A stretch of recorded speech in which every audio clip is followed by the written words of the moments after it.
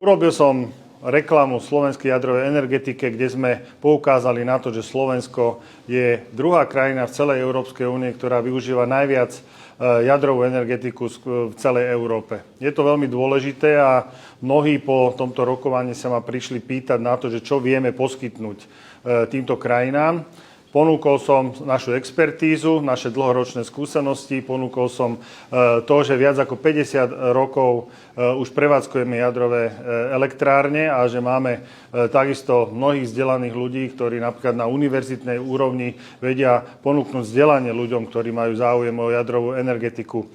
Energie sú veľmi dôležité pre Európsku úniu vzhľadom na to, že sú základom konkurencieschopnosti celej Európy a vidíme, že Európa má obrovské problémy aj vzhľadom na to, že urobila mnohé chyby. Napríklad zavrela práve tie jadrové elektrárne, o ktorých som teraz hovoril. Slovenská republika takéto chyby neurobila a budeme v tom ďalej pokračovať. Hovoril som samozrejme aj o novom jadrovom zdroji, ktorý chceme v budúcnosti postaviť na Slovensku. To samozrejme záleží od politickej stability a od vlád, ktoré prídu po nás.